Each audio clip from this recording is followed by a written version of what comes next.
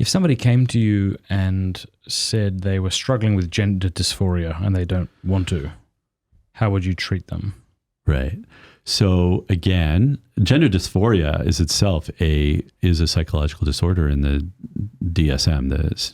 So unless they take it away, which who knows what they'll do, that it is a real disorder where the person believes, right, like that they're not comfortable in the gender in which they were born in. So I would, again, I want to get to know the part of them that is disconnected with their own biological gender. And so that where did that come from? Where did that start? How can we figure out what they really need?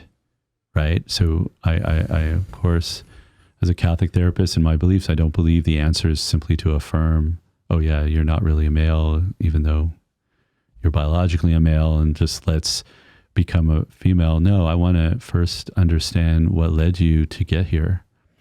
And it's a real thing. Like somebody with gender dysphoria, like it's not just a question of the will, like they're just going, they just need to think differently. They really do. It is really a disorder. Mm-hmm. They really do feel that there's something deeply wrong with them. So you've got to help them with that. The answer to me is never going to be hormone treatment, or certainly not surgery. That should not be the answer. We would never treat any other mental disorder by surgery to make them conform to the thing they're afraid of being. That's just so wrong-headed to me. I mean, either from your own personal experience or the conversations you've had with fellow therapists, have people found success in helping people with gender dysphoria? I've had some experiences of that. I've worked with, for example, I'm thinking of a person who detransitioned. And it was a conversion piece for them. Wow. I'm not saying I'm the person that convinced them to do that, but that was a conversion thing in terms of accepting the body that God gave them, but working through the fact that they have a deep sense of dysphoria or disconnection with that reality. Yeah. Right. So there's no condemnation on that person. I have tremendous empathy because that's a very difficult, can you imagine if you felt that disconnected from your body? So somebody said, or I've heard somebody say that you want to know what it's like, to have gender dysphoria. It's like getting on a plane to fly to the other side of the country, and then you learn, oh no, this is just life now. This is it. There's no getting off. This is your life forever. Yeah. And when I heard that, I thought, gee, that just sounds absolutely ghastly. Right.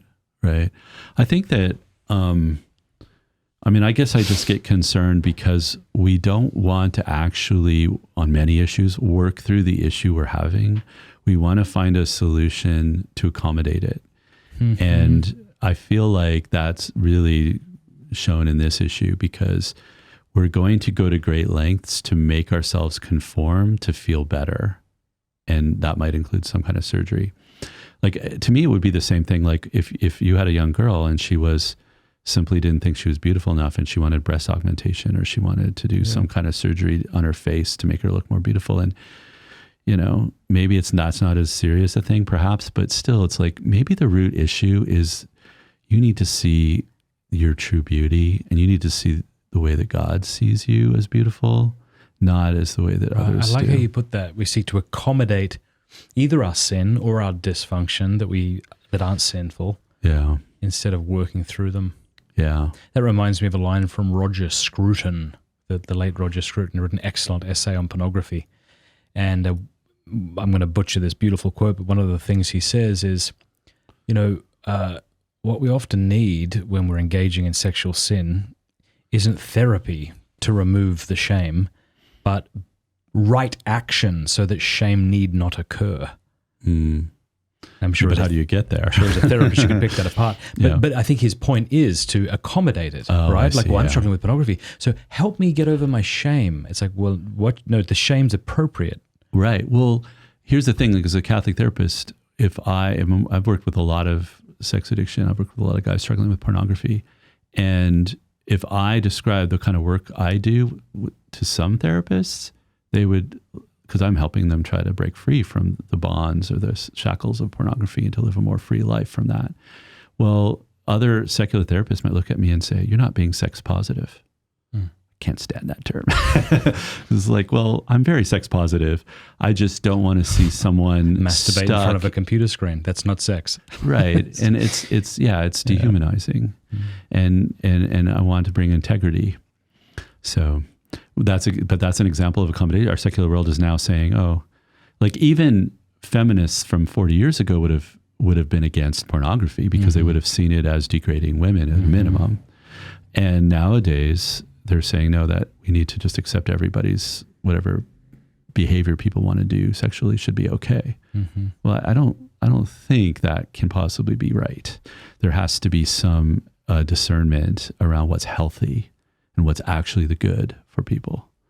And I know that that's not, as a therapist, it's nothing I would impose on somebody, but it would be something I would try to help them explore. Sins are sort of like drugs that help in one area and have an unintended side effect. Right. So you're struggling with stress and you look at pornography, which relieves stress for a moment. And you think, well, there you go. There's the drug. That's what I need. Right. And then all of a sudden you've got all of this shame and guilt that flash up. And you're like, well, I need a drug now to deal with the guilt and the shame, which might be a lie about the wrongness of... Right.